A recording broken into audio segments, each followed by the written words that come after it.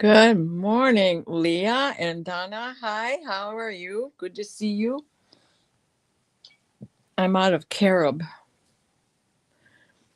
It's on order. It hasn't gotten here yet.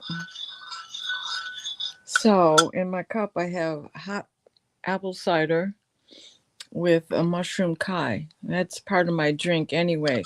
There's no caffeine, there's no tea. It is cordyceps, lion's mane, and one other thing, I forget what it is, blended with Kai spices, so it's like hot apple cider, and yummy as it is. So here's to you. Dancing, dancing, dancing. Yep. I was dancing in my dreams last night. Oh my gosh. I had some crazy dreams involving the post office, a converted factory that was some kind of a market that led into this outlandish home that was in a hill. And as I got back there into that land, home, being reconstructed, you could see paved roads and all this other stuff that they were just settling out. It is quite interesting. But it was all going to be part of how you walk through this house. Very rustic, adorable, where we all like to go live. But the most interesting thing was it was time for me to go because I had to go take care of someone, something, someone, and it was like a baby.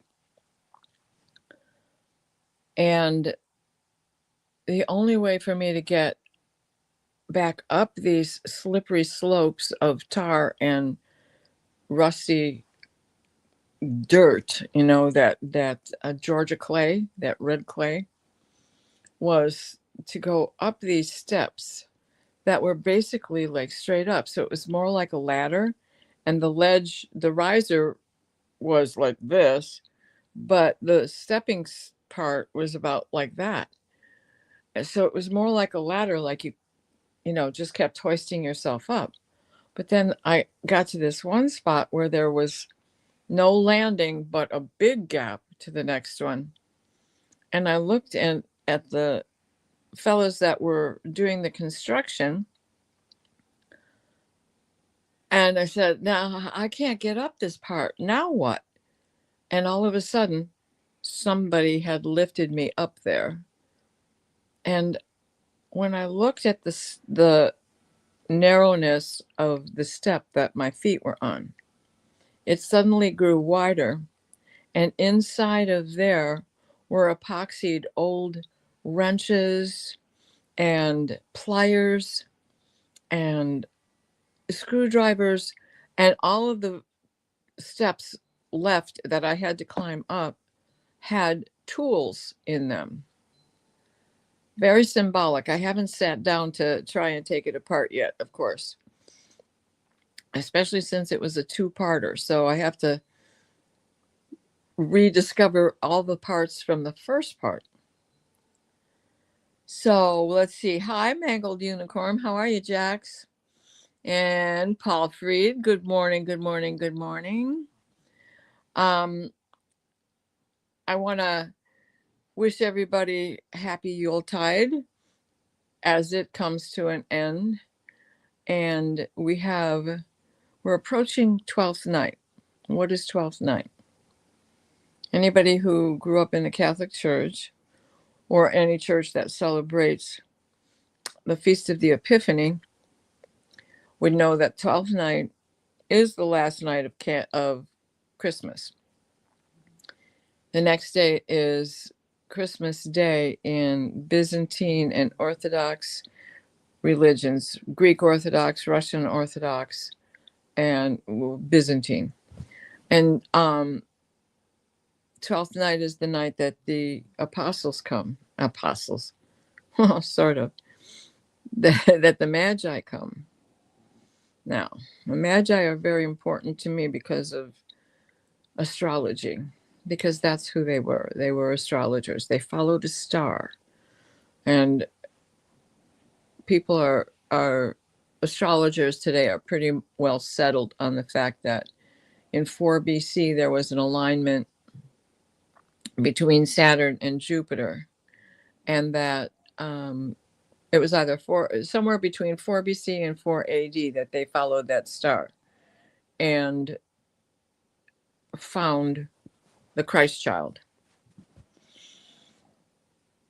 and presented him gifts that were of gold, frankincense, and myrrh, which all have their own significance. But what we don't understand is that all of these people had a history and had wealth of their own. Mary came from a wealthy family. Her mother, Anna, had been married 3 times, had 3 daughters by 3 different husbands, all of them named Mary, but Mary, Miriam, was a popular forename. And so, they all had another name afterwards, of course. But Mary was the firstborn, so she was dedicated to the temple, as was the norm for those of the Jewish faith. And so she grew up learning all the things, to read, to do the art, and to follow the rules, follow the teachings, to be able to be a scholar amongst others and answer questions and lead others. So there's all these other things and aspects that never are considered.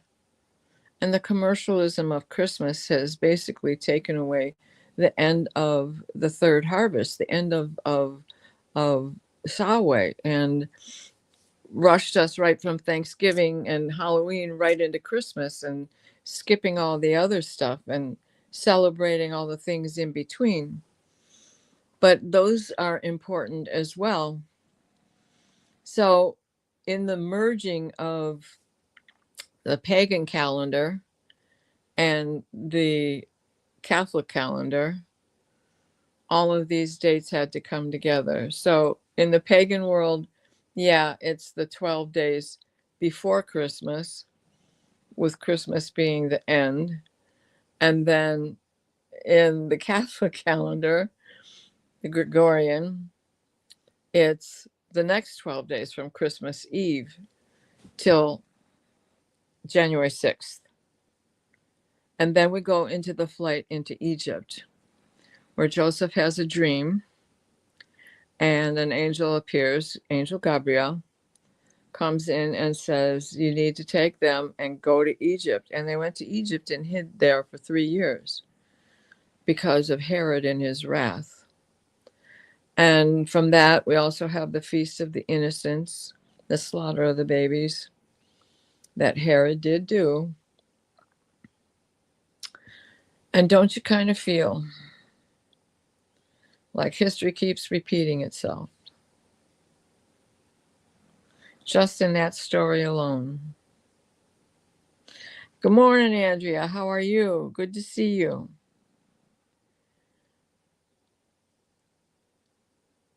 So,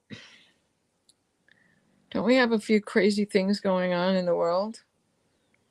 Oh, ooh, yeah. Greek salad, crusty bread, yum. Dipped in olive oil with lots of sea salt, black pepper, olives. Good day to feast Mediterranean style.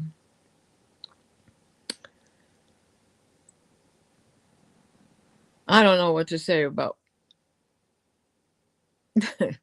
what's going on, except these are definitely days to get reacquainted with your angels. Oops. Yes, I'm still in my pajamas. And yes, they're a little baggy. um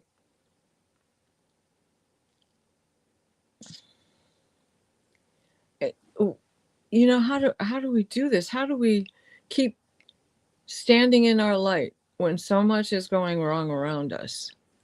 But we have to. We are the leaders. So thinking of things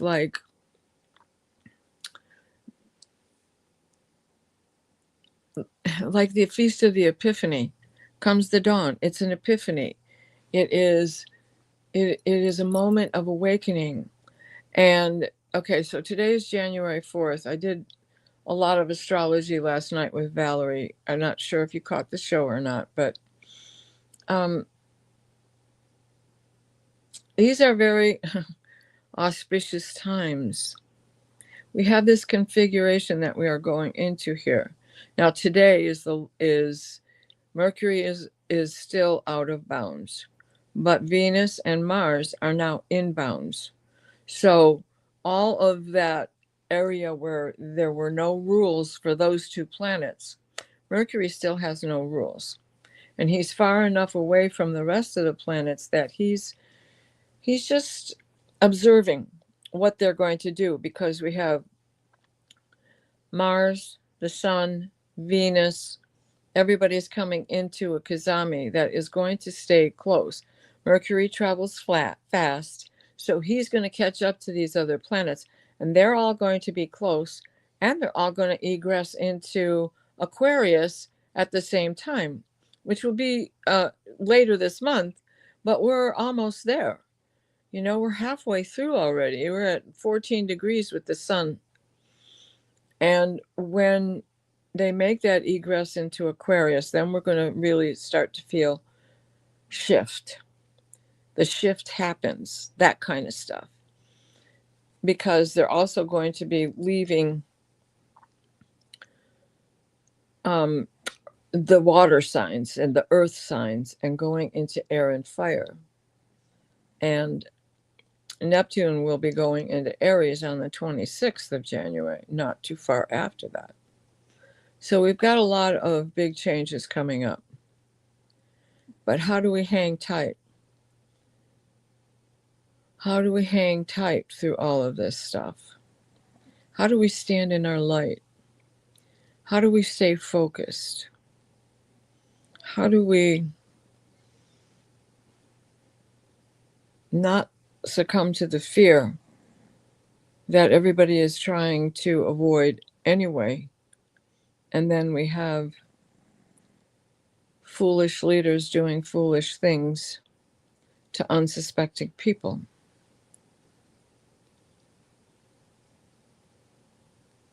Andrea, let's see what you have to say here. My guides have said we are preparing to work in the energy of the phoenix. Oh, I love that. Yes, the fire horse, like the real city of Paradise, California, that was literally burned to the ground. Exactly. I have my own theory about that. That wasn't accidental. I just so much, so much. I've had a prophetic dream about that one. That was a big one. I had a prophetic dream about what happened on the morning of the 3rd. It was like 1 a.m. my time when the invasion of Venezuela took place. Yep. Yep. We have to make room by clearing out the rest. Yes. So, which color light do you choose to stand in? I mean, this is a personal thing, and it's going to take all of our different blends of light. What, and you can change your light bulbs too. Gold is fantastic, but gold is dense. It's protection. It is that fire Leo energy where it can be seen, but it glistens. So the colors I choose are more in the indigo to light blue, you know, that radiates above us, because it is an outward, because it is a radiation. It is a vibration that begs to be seen, where gold does, but we're used to that gold color in our jewelry and things.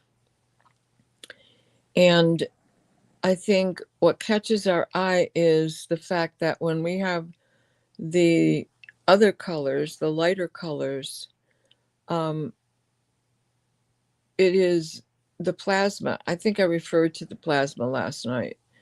Now, now what is plasma? It's the space in between. It's what is the the glue. It is the collagen that holds every cell together.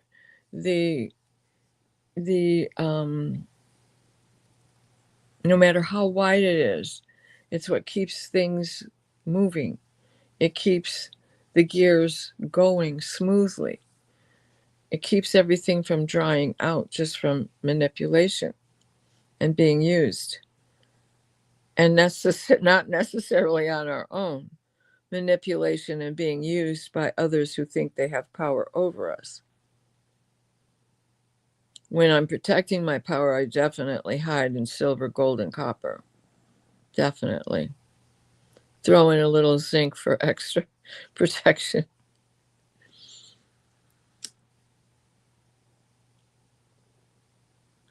Why do I picture the color white all the time? Why not? That is a high vibration color. The angels often emanate with a white core. And then what radiates out from there are all these other colors. And yellow, which is a form of gold, often is on the outer rim, and that is the protection that we get from our own inner strengths. I love the star card. It's the card, to me it's a card of hope. And of course we think of the stars as twinkling blue lights when they're in the sky, but they're often painted gold because, well, the closer you get, the hotter they become. Our sun is a star. A star is a planet. A planet is a star. It's a wandering object in the sky. Let's see what this says. New growth coming from ashes is a particular blend of colors. Yes. Love that, Andrea. Absolutely. Absolutely. Let's see. Talk about protection while we work. Yes. Yes.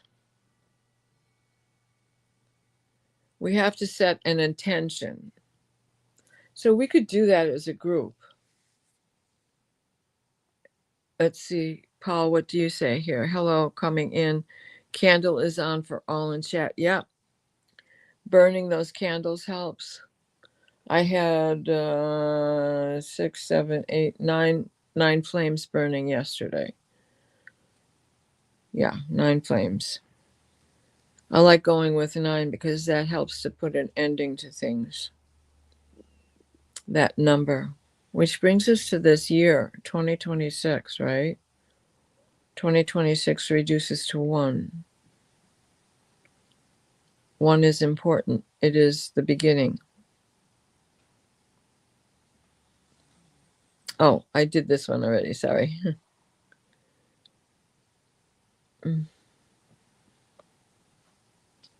Talk about protection while we work. Let's see. I have a dream I crossed the stream. Ooh, Leah. I like that. You know, dreams are funny, aren't they? You can take them at face value or you can tear them apart for the deeper meaning. So one of the things for sure is that all of these older tools were embedded in epoxy, but they were still there. If you could get them out, if you needed them, you could get them out if you, if you needed to use them.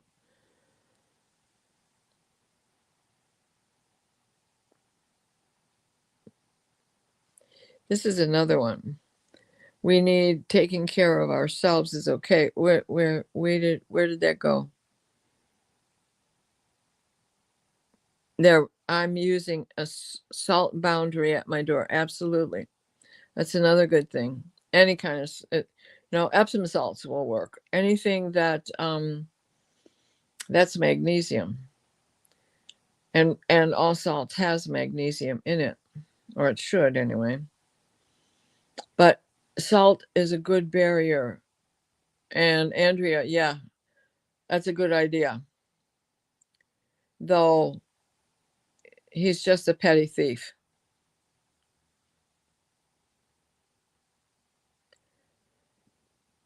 Oh,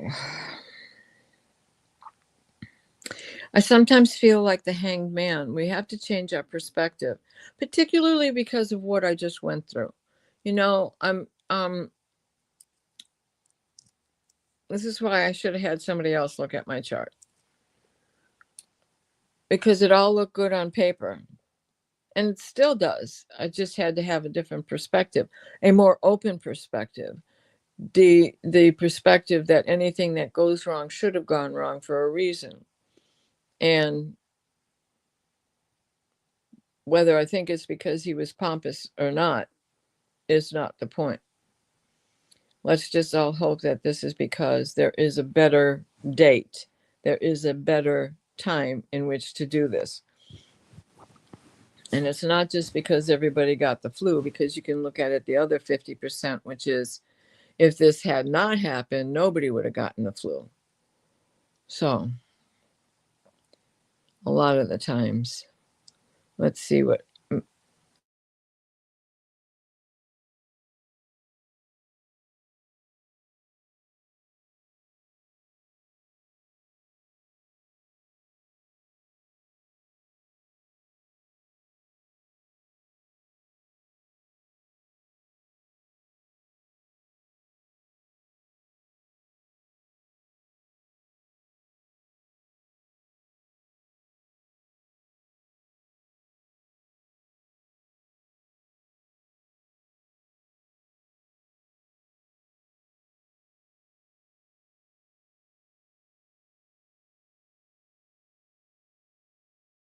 Back on. There we are. My brother was calling and that knocked me off. Sorry about that. I'm glad you didn't leave. Penny Poniatowski, how are you this morning? Coming in late. Love the Sunday talks. Thank you. We were just talking about the 12th night and the Feast of the Epiphany. But we're talking more about how we have to stand in our light. And let's see. I don't see any rules set in stone anywhere. Let go of expectations. Beautiful, yes, and feel it. Go with what feels right. Manage your expectations. That's wonderful advice. Manage our expectations. I was definitely my Virgo has my Saturn. Saturn is in my Virgo.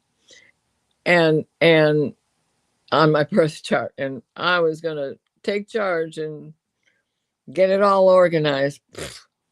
I should know better. Because every time I do that, I forget something or I mess something up. Like on the portal day, 1/1/1, January 1st, I made new salves. But what did I do? Had a brain fart somewhere along the way, and I put too much bayberry wax. Now, you always add a little hardening agent. A lot of times people use beeswax, but because I am considering the vegan who is a purist and will not use any bee products, I use bayberry wax. Well, luckily, it's very supple. So even though it's harder than I like a salve to be, it is still pliable. It melts very quickly in your hand. So they turned out, they're still usable for sure.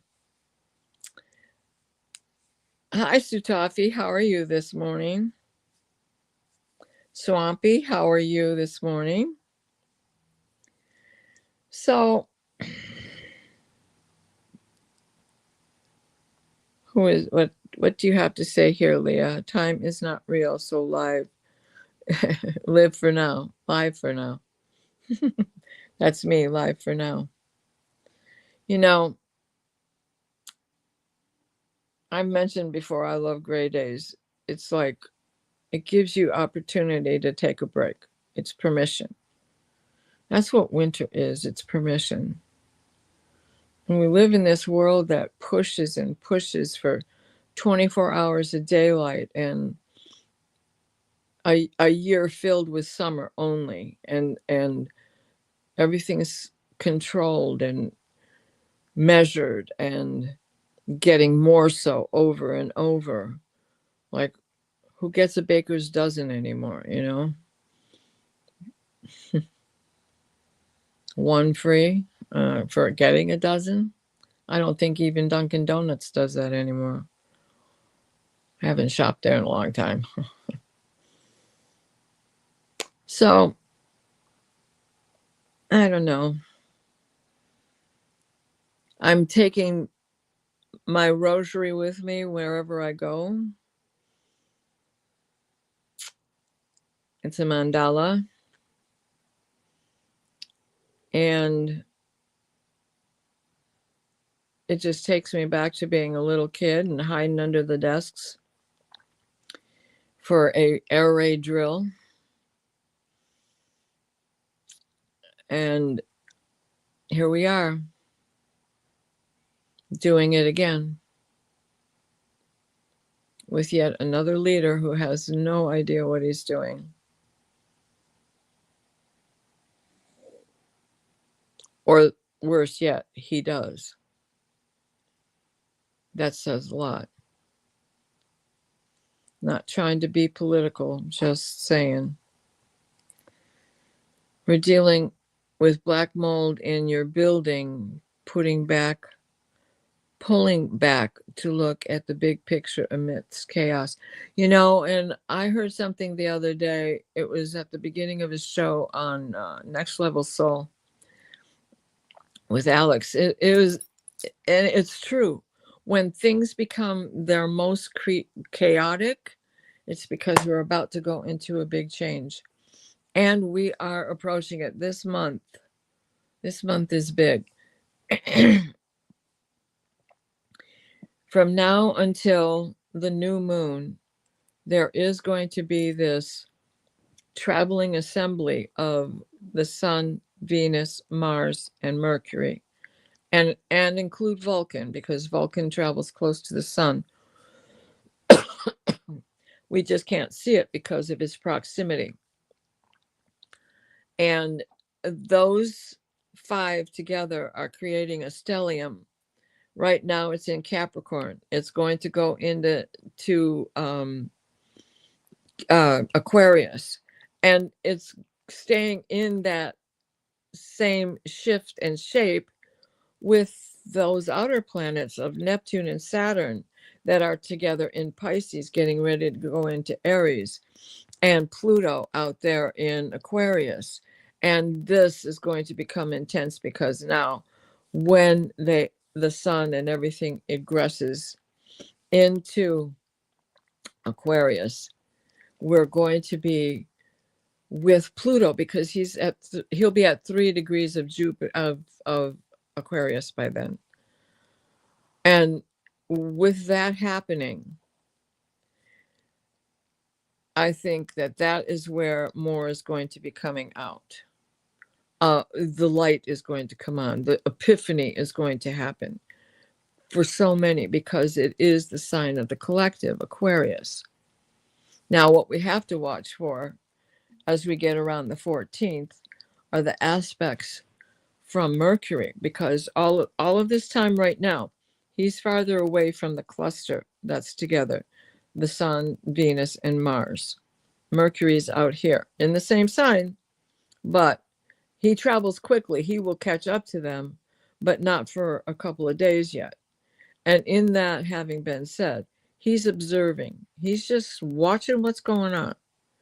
And as he finally gets into the mingle, who is he trying to separate? Who is he trying to drive a wedge in between? That's when we have to be extra protective of ourselves. We need to watch for lies and outrageous behavior, cover up stories, put shields up, mirrors out, making sure that you are aware of your surroundings. What's coming towards you? What is this question? Can I do a series on the planets and their backstories? Oh, sure, I can do that. I could do that. We could turn Sunday morning, the next couple of weeks, we could talk a couple of them. We could maybe be able to go through all of them at one time, but that could take a while. If everybody would want to sit for an hour, we could do that. Let me know how you think, how you feel about it. After I end the stream, put a message on the recording so I can go back in and see how everybody feels about doing that. Anyway, that's when, so around the 14th of January, this is when we have to really start listening and standing in the truth and standing in the light and hoping that others are understanding. Some are liars, some are truth seekers. We got to flip that magnet so that so that these people are repelling rather than attracting. It has to be a south node and a north node in order to attract, right? When you put two souths or two norths together, they repel. So we have to be aware so that we can flip the magnet, so that we know what to stay away from, and that we can send out that same kind of energy and light to the others around us so that they understand, so that they hear our frequency, so that they hear that hum that goes with the repel. Sometimes we can't hear it because we have human ears that are filled with wax and sinus drainage. But sometimes we are aware because we can see the light. You know what I mean? So we're going on a half an hour here. What do we have to say, Pam?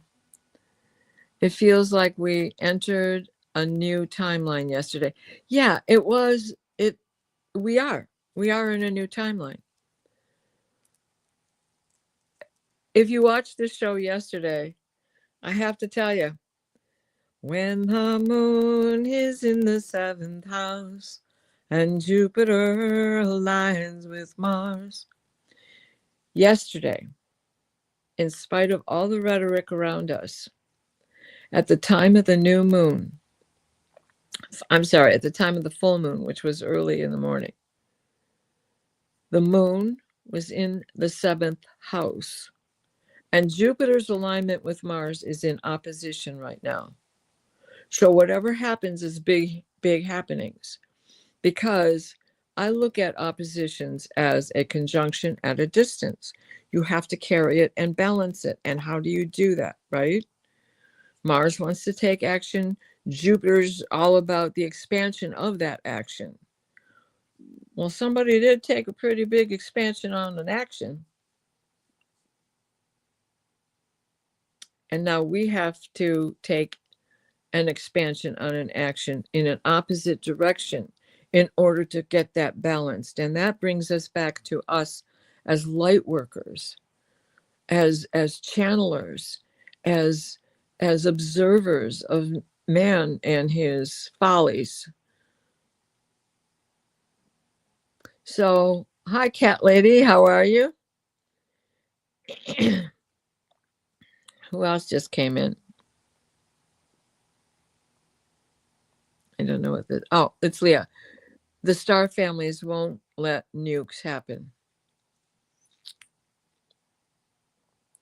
I subscribe to that. I believe that. But, there's a very good astrologer out there who put a warning out yesterday. I don't know if you ever catch Denise Siegel. I don't watch her often, but every once in a while I have to check in with her because she goes there. She goes into what the other side is thinking. And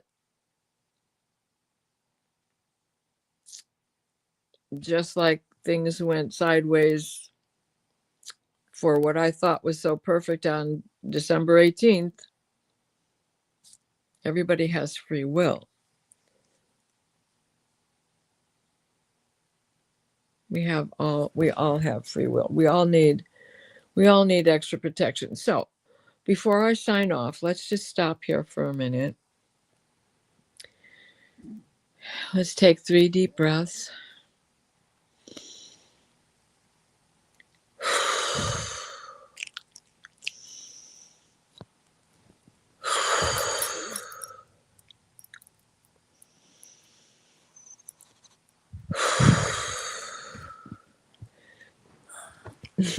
Please place us in a steady stream of divine white light. Grizzly.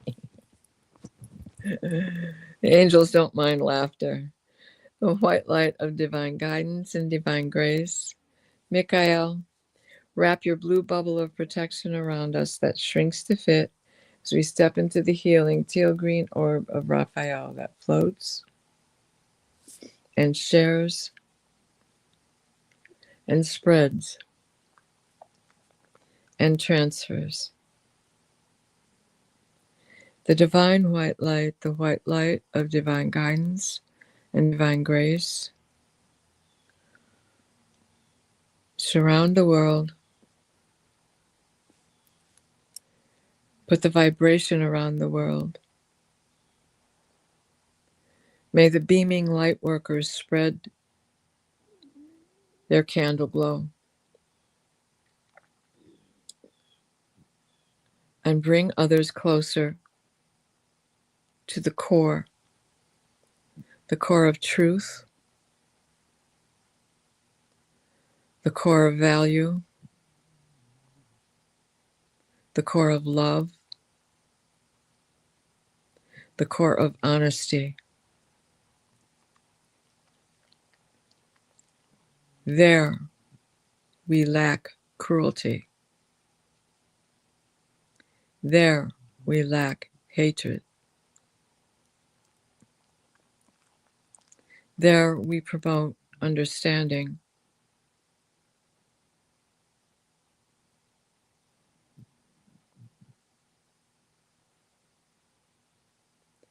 So mote it be.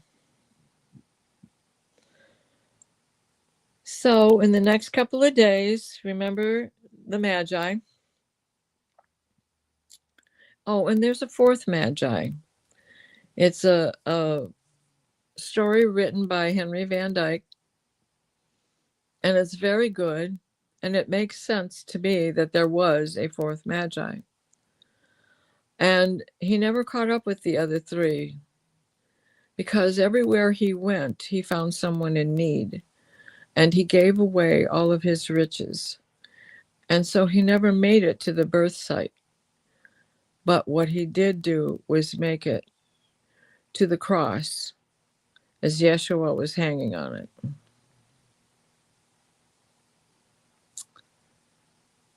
And in witnessing that, he still found redemption. The man who was to be the Redeemer of the world. Nice stories. See ya, everybody. Bye-bye.